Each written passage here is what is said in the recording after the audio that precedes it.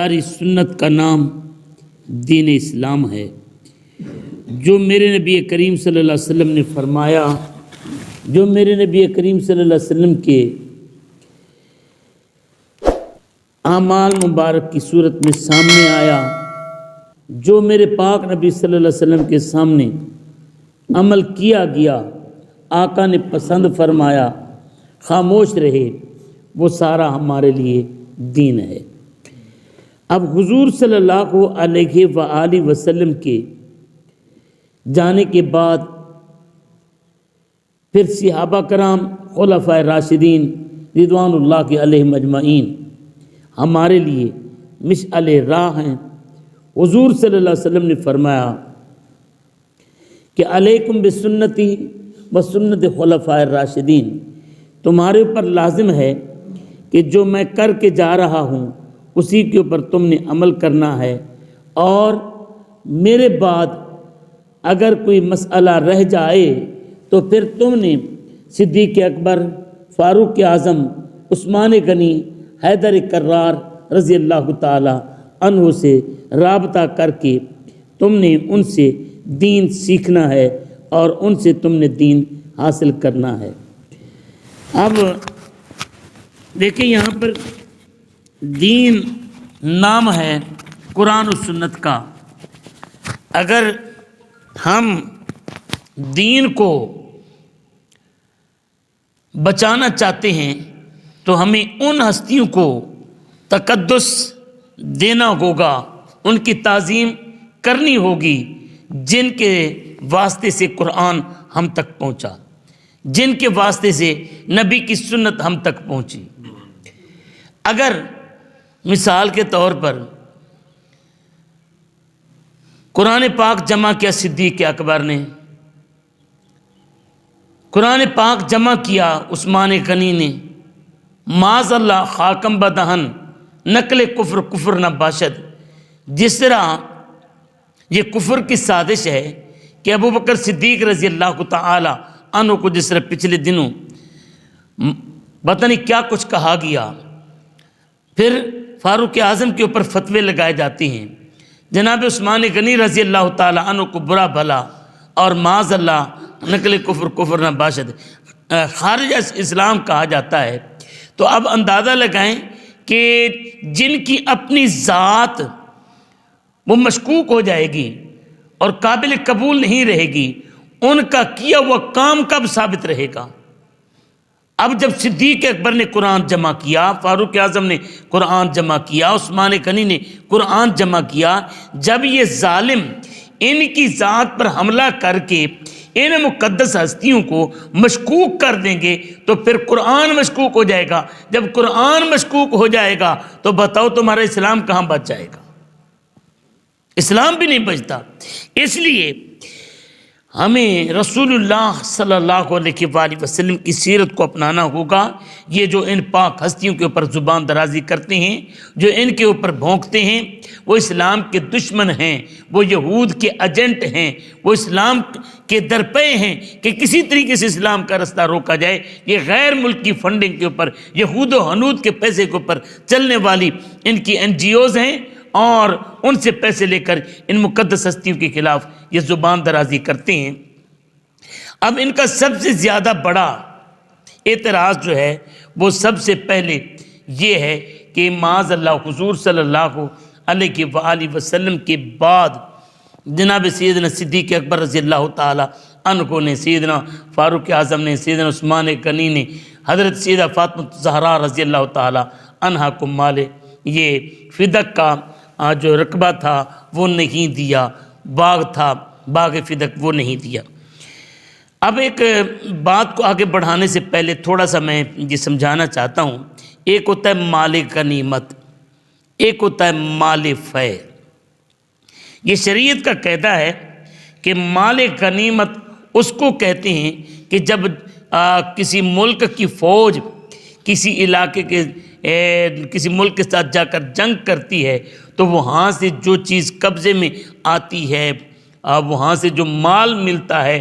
فوج کی لڑائی کے بعد، لڑائی کے سبب اس کو مال غنیمت کہا جاتا ہے۔ مال غنیمت کہا جاتا ہے۔ پہلے جاتے تھے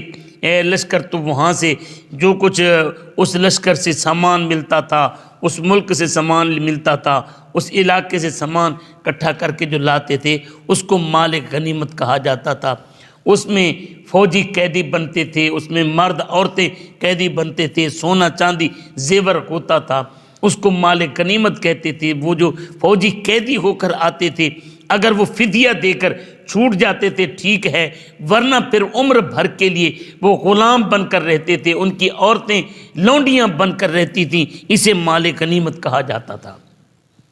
مال فے کہتے ہیں کہ اگر کسی علاقے کے ساتھ جنگ ہوتی ہے، وہاں جنگ کے لیے فوج جاتی ہے، لیکن اگلا ملک یا اگلا قبیلہ وہ جنگ نہیں کرتا، کہتا ہے کہ ہم آپ کو جرمانہ دے دیتے ہیں، جو لگان آپ لگاتے ہیں ہم وہ قبول کر لیتے ہیں، ہم وہ تمہیں دیتے رہیں گے۔ اب یہ جو انہوں نے بغیر جنگ کے حملہ آور فوج کو دیا، اس کو مال فے کہتے ہیں۔ اب اسلام کے اندر یہ جو مال غنیمت ہے وہ فوج میں تقسیم ہوتا ہے، اور جو مال غنیمت ہوتا ہے، مال غنیمت فوج میں تقسیم ہوتا ہے، جو مال فے ہوتا ہے وہ بیت المال کے اندر جمع ہوتا ہے، سرکاری خزانہ ہوتا ہے، وہ سرکاری خزانے میں جمع ہوتا ہے۔ اب حاکم وقت کے اوپر ڈیپینڈ کرتا ہے کہ وہ ریاست کے امور کے اندر عوام کی فلاح کے لیے، عوام کی بہبود کے لیے خرچ کرے، اسے اتنا اجازت ہوتی ہے کیونکہ وہ نظام حکومت چلاتا ہے، نظام ریاست چلاتا ہے۔ اب اپنی ضرورت کے مطابق، اپنے گھر کی ضرورت کے مطابق عیاشی نہیں، ضرورت کے مطابق وہ اس مال فے بیت المال سے لے سکتا ہے، یہ مال فے ہے۔ اب یہاں پر جب یہ بات مال غنیمت اور مال فے ہماری سمجھ میں آ گیا کہ مال غنیمت وہ ہوتا ہے جو فوج جنگ لڑ کر حاصل کرتی ہے، اور مال فے وہ ہوتا ہے جو بغیر لڑے کوئی ملک صلح کے لیے دیتا ہے، اسے مال فے کہتے ہیں۔ تو باغ فدق جو ہے یہ مال غنیمت نہیں ہے، یہ مال فے ہے۔ جب اسلامی لشکر گیا تو ان علاقے کے لوگوں نے جنگ کیے بغیر، اسلحہ اٹھائے بغیر اس مسلمانوں کے ساتھ صلح کر لی، اور یہ فدق کا علاقہ انہوں نے جرمانے کے طور پر یہ اسلامی لشکر کے ریاست مدینہ کے حضور صلی اللہ علیہ وسلم کے حوالے کیا۔ اب جب یہ مال فے ہے تو یہ تو ہے بیت المال کا حصہ۔ اب اس میں سے خمس حضور صلی اللہ علیہ وسلم کے لیے ہوتا ہے، یہ خمس جو ہوتا ہے، خمس یہ 5واں حصہ اس کا، یہ رسول اللہ صلی اللہ علیہ وسلم کے لیے ہوتا ہے۔ لیکن رسول اللہ صلی اللہ علیہ وسلم نے بھی کیا فرمایا؟ آقا صلی اللہ علیہ وسلم نے فرمایا کہ نحن معاشر الانبیاء، کہ ہمارا جو انبیاء کا طبقہ ہے، لا نارث ولا نورث، نہ ہم کسی کے وارث بنتے ہیں نہ ہمارا کوئی وارث بنتا ہے، بلکہ ہم جو کچھ چھوڑ کر جاتے ہیں وہ سارا وقف کر کے جاتے ہیں، اور بیت المال میں وہ بیت المال کا حصہ ہوتا ہے، اور وہ ہم صدقہ کر کے جاتے ہیں۔ اب جب یہ بات سمجھ میں آ گئی تو باغ فدق یہ کسی رسول اللہ صلی اللہ علیہ وسلم کی ذاتی جائیداد نہیں تھی۔ اب مثال کے طور پر اسے یوں بھی سمجھایا جا سکتا ہے، اگر ہماری پاک فوج کی انڈیا کے ساتھ جنگ ہو جائے، اب جو علاقہ، جو رقبہ ہماری فوج فتح کرتی ہے، عمران خان ہمارا وزیر اعظم ہے، اب عمران خان کے ہوتے ہوئے فوج نے علاقہ کیا فتح، اب وہ تو ملک کا حصہ ہے نا، یا وہ لڑے بغیر انڈیا کی فوج چھوڑ کر آگے چلی گئی، پاک فوج کے قبضے میں آ گیا، اب وہ رقبہ پاکستان کی حکومت کا ہوگا یا عمران خان کا ہوگا؟ کبھی بھی عمران خان کا نہیں کہلا سکتا، عمران خان اپنے بچوں میں تقسیم نہیں کر سکتا، بلکہ یہ رقبہ ملک کا ہوگا، ریاست کا ہوگا۔ اسی طریقے سے یہ رسول اللہ صلی اللہ علیہ وآلہ وسلم کو جو باغ فدق ملا ہے وہ رسول اللہ صلی اللہ علیہ وسلم کی ذات کا نہیں ہے، میرے کریم آقا صلی اللہ علیہ وسلم کا ذاتی نہیں ہے، بلکہ وہ ریاست کا ہے۔ حضور صلی اللہ علیہ وآلہ وسلم نے بطور امیر، بطور حکمران، بطور ریاست کے سربراہ کے آقا نے اسے استعمال کیا۔ جب آقا کا انتقال ہوا تو پھر اس کے بعد ذرا سنیے، سیدہ فاطمہ الزہرا رضی اللہ تعالی عنہا پاک صدیق اکبر رضی اللہ تعالی عنہ کے پاس آئیں اور آ کر انہوں نے کہا سیدنا صدیق اکبر سے کہ جاءت فاطمہ الی ابی بکر فقالت من یارثک، ابو بکر کے پاس سیدہ کائنات فاطمہ الزہرا آئیں اور کہنے لگی کہ آپ کا وارث کون بنے گا؟ صدیق اکبر نے کہا اہلی و والدی، میرے گھر والے، میرے بچے میرے وارث بنیں گے۔ فقالت مالی لا آرث ابی، سیدہ نے کہا کہ پھر میں اپنے باپ کے وارث کیوں نہیں بن سکتی؟ تو صدیق اکبر نے کہا فقال، ابو بکر نے سمعت رسول اللہ، صدیق اکبر نے کہا بی بی اس میں میرا قصور نہیں، میں تو نگران ہوں رسول اللہ کا، میں تو ایک خادم ہوں رسول اللہ کا، میں تو ایک عامل ہوں رسول اللہ کا، کارکن ہوں، لہٰذا سمعت رسول اللہ، میں نے نبی کریم صلی اللہ علیہ وسلم کو فرماتے ہوئے سنا، یقول آقا فرما رہے تھے لا نورث، ہماری وراثت کوئی بھی نہیں ہوگی،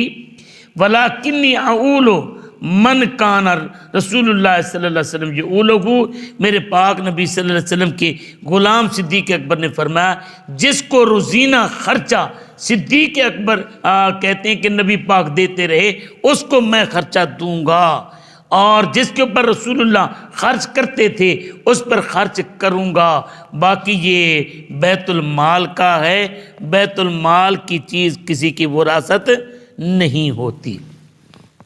اب اس چیز کو لے کر کچھ لوگوں نے ہمارے ان بزرگوں کے اوپر زبان تان بھی دراز کی۔ اب یہاں پر ذرا ایک حدیث پاک سنیے، جناب سیدنا فاروق اعظم رضی اللہ تعالی عنہ کا دور ہے، فقط ایک نہیں سارے صحابہ کرام کا اس بات پر اتفاق تھا۔ مالک بن اوس بیان کرتے ہیں کہ میں اپنے گھر میں تھا، دن چڑھے، حضرت عمر رضی اللہ تعالی عنہ کا قاصد مجھے بلانے کے لیے آیا، میں اٹھا اور آپ کی خدمت میں حاضر ہوا۔ آپ ایک چارپائی پر بیٹھے ہوئے تھے جس پر بستر بچھا ہوا نہیں تھا، وقت کے حاکم ہیں لیکن نہ کوئی گدا نہ کوئی چادر، سیدھے سادے وانڈ دی چارپائی تھے۔ فاروق اعظم بیٹھے، فرماتے میں نے سلام کیا اور سلام کر کے بیٹھ گیا۔ آپ نے فرمایا مالک بن اوس یہ بتاؤ تمہاری قوم کے کچھ ضرورت مند لوگ آئے تھے، میں نے انہیں کچھ دینے کا حکم دیا ہے، لہٰذا تم یہ لے جاؤ اور تم ان میں تقسیم کر دو۔ میں نے عرض کیا اگر تقسیم کے لیے آپ کسی اور کو کہہ دیتے تو اچھا تھا۔ آپ نے فرمایا نہیں تم ہی تقسیم کرو گے۔ فرماتے اسی دوران آپ کا خادم یرفع حاضر ہوا اور عرض کی امیر المومنین باہر عثمان بن عفان، عبد الرحمن بن عوف، زبیر بن عوام اور سعد بن ابی وقاص، یہ چار بزرگ آئے ہیں۔ آپ نے فرمایا کہ ان چاروں بزرگوں کو اندر آنے دو۔ اب وہ چاروں جب اندر آ گئے تو آپ نے وہ آئے سلام کر کے بیٹھ گئے۔ تھوڑی دیر بعد پھر غلام حاضر ہوا اور کہنے لگا حضور حضرت عباس بن عبد المطلب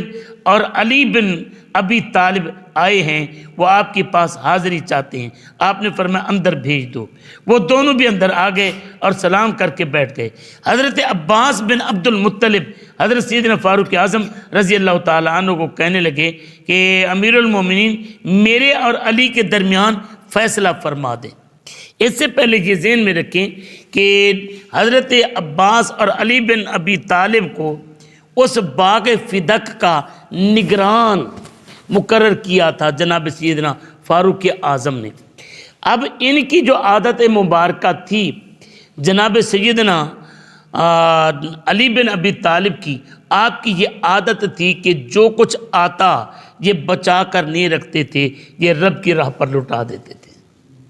جو کچھ بھی آیا لگا دیا، جو کچھ بھی آیا لگا دیا، حتیٰ کہ اب سورہ دہر پڑھیں کہ 3 دن آپ کے بچے پیاسے، آپ بھوکے رہے، روزے جو ہیں وہ کھولتے رہے پانی کے ساتھ 3 دن، لیکن آپ نے فقیر کو، یتیم کو، مسکین کو،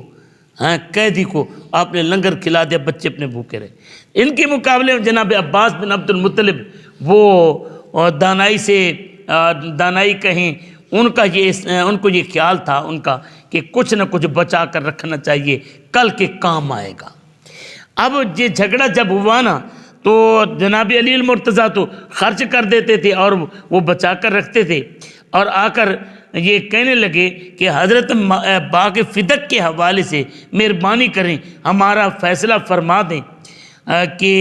باغ فدق کی نگرانی آپ جس کو دیتے ہیں ایک کو دے دیں۔ اب جناب سیدنا فاروق اعظم رضی اللہ تعالی عنہ کا یہ محاکمہ اور فیصلہ سنیے۔ ہاں جی، حضرت عثمان غنی حضرت سیدنا فاروق اعظم رضی اللہ تعالیٰ عنہ علی المرتضیٰ اور عباس کی طرف متوجہ ہوئے اور فرمایا، میں تمہیں اللہ کی قسم دے کر پوچھتا ہوں جس کے حکم سے آسمان اور زمین قائم ہیں، کیا تم جانتے ہو کہ رسول اللہ صلی اللہ علیہ وسلم نے فرمایا تھا ہم انبیاء کا کوئی وارث نہیں ہوتا، ہم جو کچھ بھی چھوڑ جائیں وہ سارا صدقہ ہوتا ہے؟ دونوں نے کہا ہاں۔ فرمایا بلا شبہ اللہ تعالیٰ نے یہ مال فے، باغ فدق وغیرہ خاص کر اپنے رسول کو عطا فرمایا، اس میں کسی دوسرے کو شریک نہیں فرمایا، کسی دوسرے کو شریک نہیں فرمایا، لیکن رسول اللہ علیہ وسلم نے اسے اپنے لیے خاص نہ فرمایا بلکہ تم لوگوں کے لیے مخصوص فرمایا، بہت تھوڑا سا حصہ اپنے اہل و عیال کے گزر اوقات کے لیے رکھا، اس میں سے بھی جو کچھ باقی بچ جاتا وہ اللہ کی راہ میں خرچ فرما دیتے۔ کیا ایسا ہوتا تھا کہ نہیں؟ آپ نے پوچھا ان سے ایسا ہوتا تھا کہ نہیں؟ اس کے بعد باقی حضرات سے بھی مخاطب ہو کر فرمایا، یعنی حضرت عثمان بن عفان، عبد الرحمن بن عوف، زبیر بن عوام اور سعد بن ابی وقاص، ان کو قسم دے کر پوچھا کہ میں تمہیں اللہ کی قسم دے کر پوچھتا ہوں، یہ فرمائیں کہ جو بات میں کر رہا ہوں یہ صحیح ہے کہ نہیں؟ جس کے حکم سے آسمان اور زمین قائم ہے اس اللہ کی قسم تمہیں سچ بتاؤ۔ پھر انہوں نے کہا ہم سب جانتے ہیں جو آپ کہہ رہے ہیں اسی طرح ہے۔ پھر حضرت عباس کی طرف متوجہ ہوئے اور فرمایا جب رسول اللہ علیہ وسلم نے یہ وصال فرمایا تو حضرت صدیق اکبر نے فرمایا تھا میں رسول اللہ کا متولی ہوں، آپ اور یہ دونوں ابو بکر آپ کے پاس آئے تھے، آپ اپنے بھتیجے کی میراث لینے اور اپنی زوجہ کے والد گرامی کی میراث لینے، یعنی حضرت عباس حضور صلی اللہ علیہ وسلم کی وراثت لینے کے لیے آئے، حضرت علی اپنی گھر والی فاطمہ الزہرا کا حصہ لینے کے لیے آئے تھے۔ تو صدیق اکبر نے کیا فیصلہ فرمایا تھا؟ صدیق اکبر نے فرمایا تھا رسول اللہ علیہ وسلم کا فرمان ہے ہم انبیاء کا کوئی وارث نہیں ہوتا، ہم جو کچھ چھوڑ جائیں وہ صدقہ ہوتا ہے، اللہ جانتا ہے۔ ابو بکر سچے، نیک، راست باز، حق کے پیرو تھے، حضرت ابو بکر صدیق متولی رہے۔ جب حضرت صدیق اکبر کا وصال ہوا تو میں نے تمہیں کہا تھا اب میں رسول اللہ کا بھی متولی ہوں، جناب ابو بکر کا بھی متولی ہوں، اور جب تک اللہ نے چاہا میں رکھوں گا۔ اب پھر آپ دونوں میرے پاس وہی مسئلہ لے کر آ گئے، میں نے تمہاری خواہش پر تمہیں متولی بنایا تھا اس باغ کا، آپ سے عہد و پیمان لیا تھا کہ آپ اس میں اسی طرح عمل درآمد کریں گے جس طرح رسول اللہ صلی اللہ علیہ وسلم اور صدیق اکبر نے کیا تھا، اور خود میں نے 2 برس کیا، آپ لوگوں نے اسے قبول کیا، اس طرح میں نے تولیت تمہارے حوالے کی تھی۔ اب آپ حضرات اس کے خلاف فیصلہ کرانا چاہتے ہیں؟ اس ذات کی قسم جس کے حکم سے آسمان و زمین قائم ہیں، تا قیامت اس کے خلاف ہرگز کوئی فیصلہ نہیں کروں گا۔ اگر تم اس کی نگہداشت سے عاجز آ گئے ہو تو مجھے واپس لوٹا دو، میں خود اس کا بندوبست کر لوں گا۔ اور یہ حدیث پاک بخاری میں بھی موجود ہے، مسلم میں بھی موجود ہے، ترمذی میں بھی موجود ہے، ابو داؤد میں بھی موجود ہے۔ اب یہ فیصلہ ہم یہ سوچیں کہ رسول اللہ صلی اللہ علیہ وسلم، ہم مسلمان ہیں، آقا ایک بات کر جائیں اور پھر امت اٹھ کر اس کے خلاف فتوے دیتی پھرے، وہ امت ہی تو نہ ہوا نا۔ وہ رسول اللہ صلی اللہ علیہ وسلم کا باغی تو ہو سکتا ہے، امت ہی نہیں ہو سکتا۔ جسے علی المرتضیٰ میں انشاءاللہ آج یہ کل عرض کروں گا کہ دیکھیں فاروق اعظم کے بعد عثمان غنی آئے، فیصلہ اسی طرح رہا۔ پھر عثمان غنی کے بعد وہی باغ فدق، وہی خیبر، وہی سارا کچھ علی المرتضیٰ کی دور امارت میں علی المرتضیٰ کے پاس آیا۔ علی المرتضیٰ حسنین کریمین کے نام لگا دیتے، نہیں لگایا۔ یہ اس بات کی دلیل ہے کہ جناب سیدنا علی المرتضیٰ بھی جانتے تھے کہ جو صدیق اکبر فیصلہ کر گئے سچا فیصلہ تھا، جو عمر پاک فیصلہ کر گئے وہ سچا فیصلہ تھا۔ لہٰذا رافضی اور صدیق اکبر کے گستاخ، فاروق اعظم کے گستاخ، عثمان غنی کے گستاخ جو زبان درازی کرتے ہیں، یہ اسلام دشمنی کے سوا کچھ بھی نہیں ہے۔ اللہ پاک ہمیں سمجھنے کی توفیق عطا فرمائے۔